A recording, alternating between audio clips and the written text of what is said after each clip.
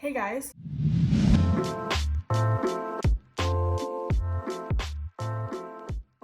So, today's going to be a stories I ate this summer video. This idea is totally borrowed from Extime, Christine, Riccio, Christine on booktube. You know Christine. Basically, stories I ate this month is just like everything, every book, movie, and TV show that you watched.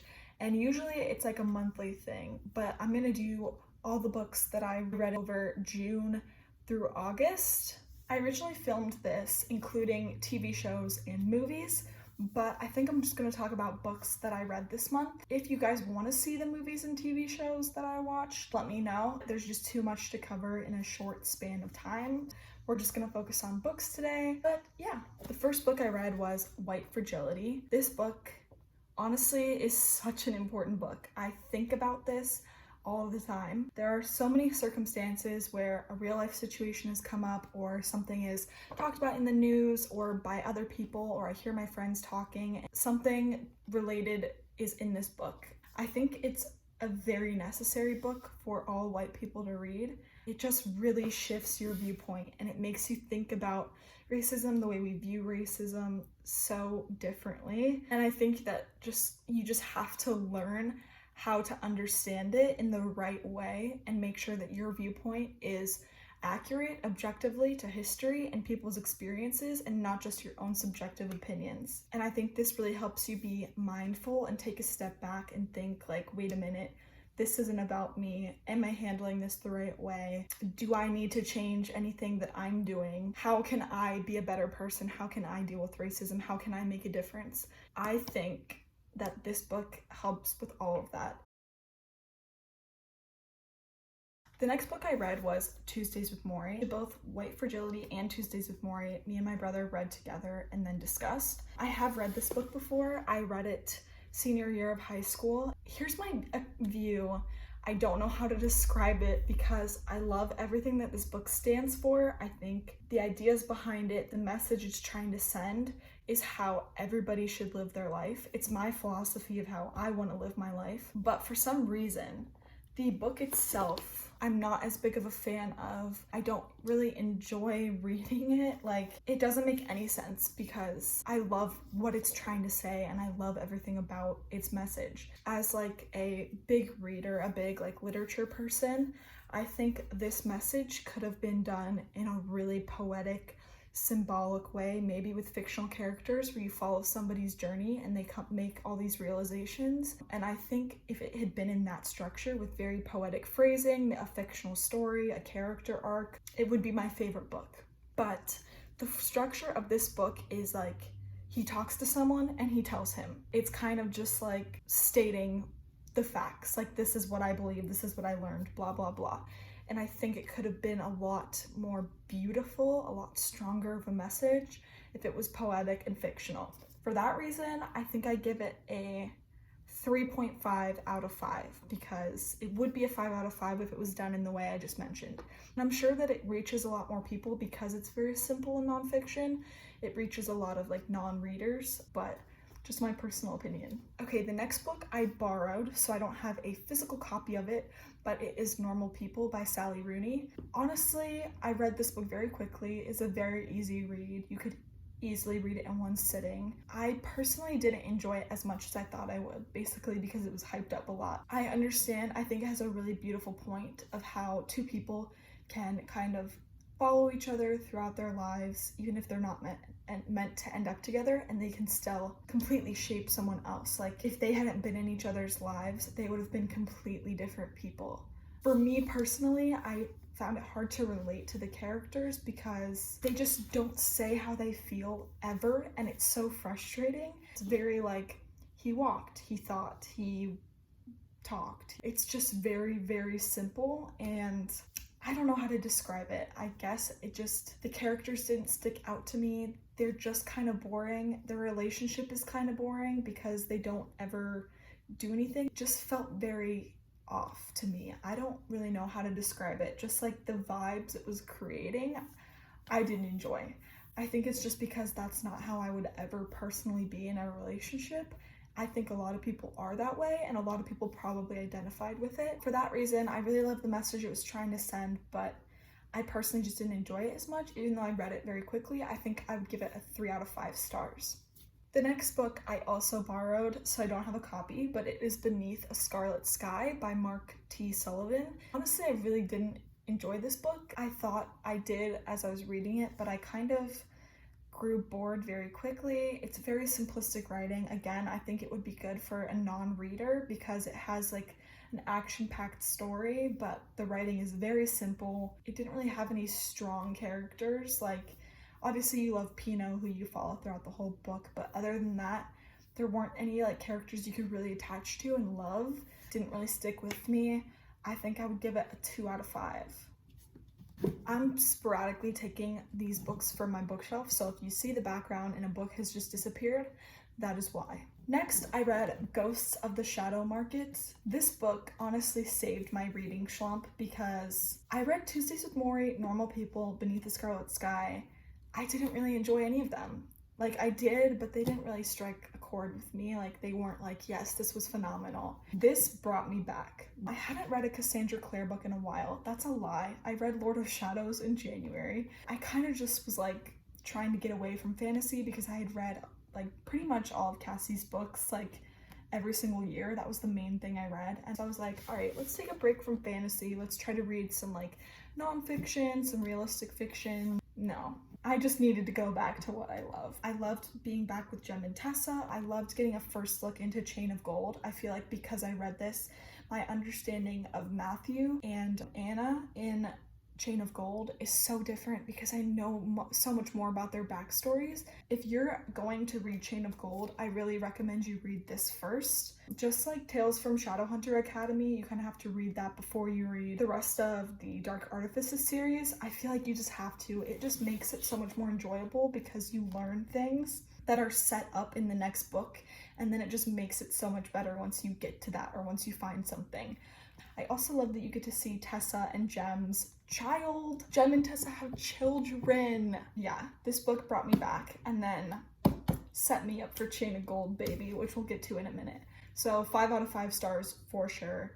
I honestly don't think there's any of Cassie's books that aren't 5 out of 5 stars, even the ones that I don't enjoy as much. So after that, I really wanted to read Chain of Gold, but Chain of Gold is based loosely on Great Expectations, and Charles Dickens is one of my favorite authors. A Tale of Two Cities is one of my all-time favorite books, which is based off of, or The Infernal Devices is based off of that. That really made my enjoyment of The Infernal Devices so much better when they quoted A Tale of Two Cities.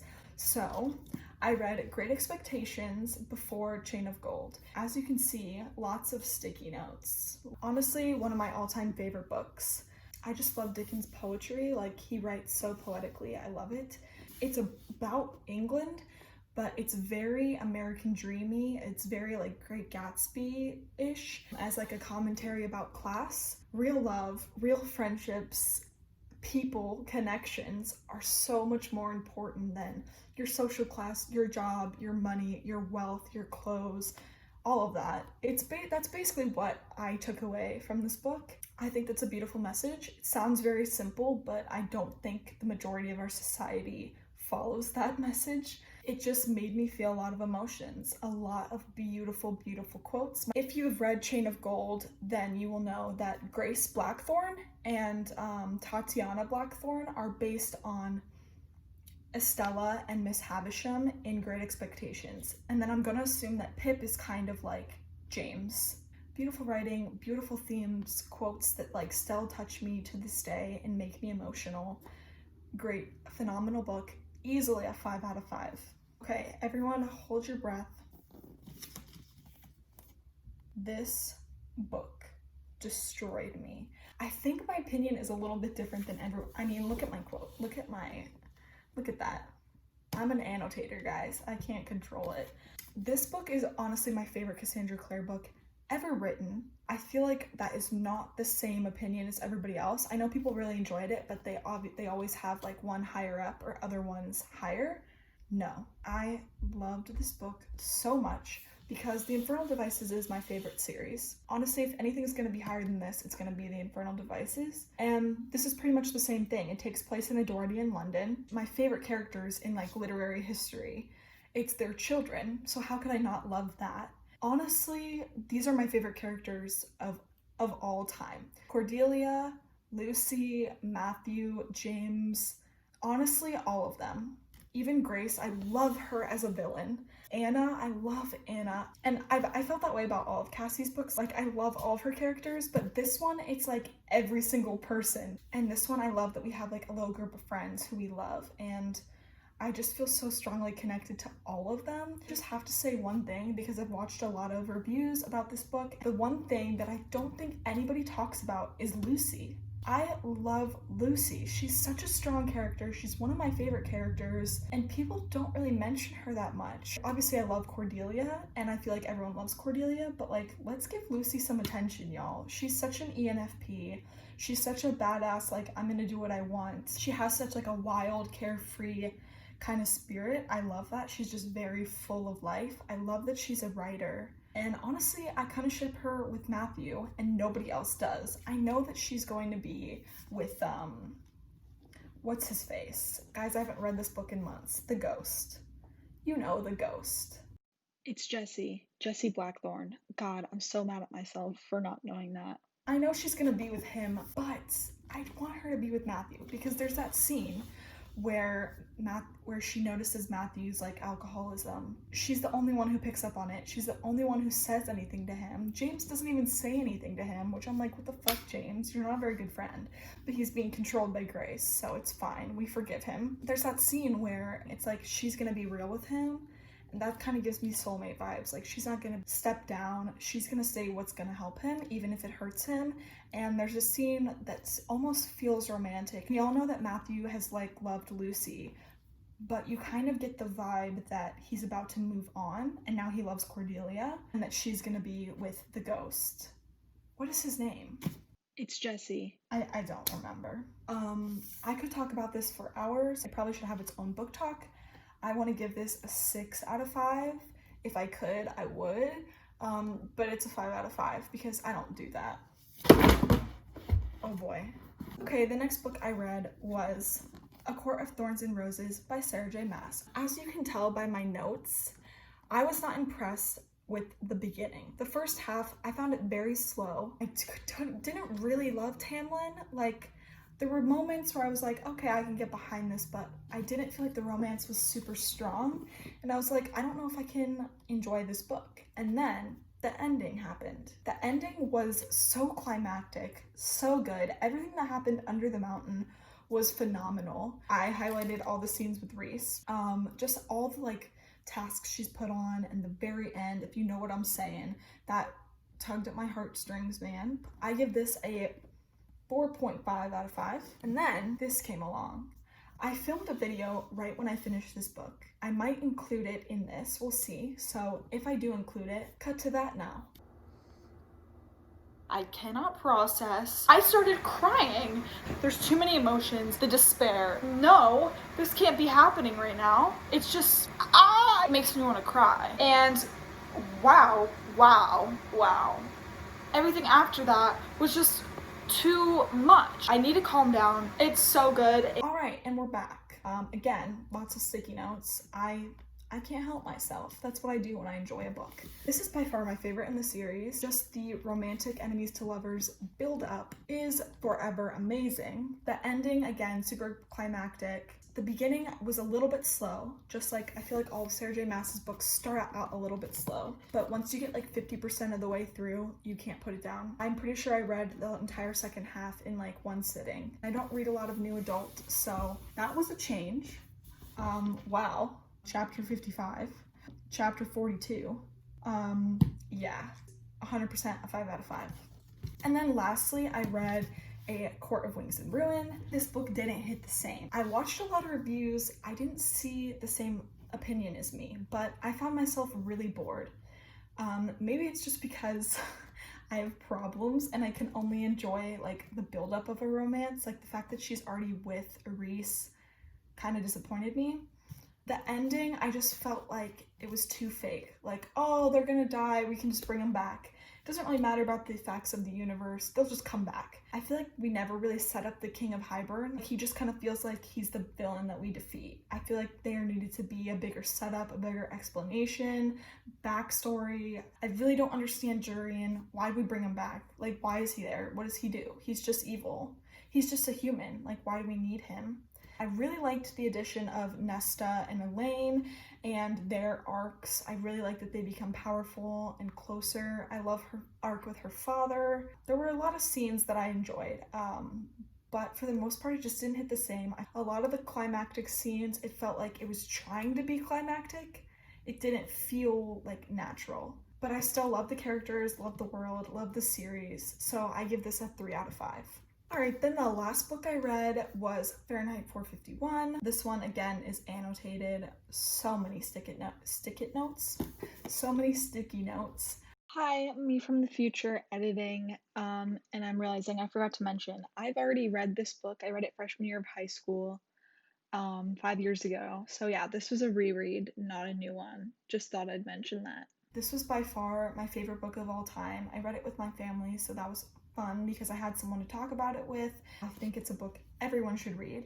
If you are a bibliophile like me, you 100% need to read this. If you don't read books, maybe this will teach you why you should love books. Basically, if you don't know anything about it, it is about a science fiction universe or in the future about firemen who burns books. All books are burned. It's believed that they are bad, nobody wants them. I think it really explains a lot of the issues we have right now with people not thinking, not reading, not learning, being brain dead in a sense because of the technology we have and the way we use social media and the internet and instant gratification and TV all the time. A lot of things resonate a little too strongly. It's kind of scary. And you basically learn throughout the book why that's extremely detrimental. 6 out of 5, but again, I don't do that, so 5 out of 5. Alright, those are all the books I read this summer. I hope you guys enjoyed it. Yeah, bye guys.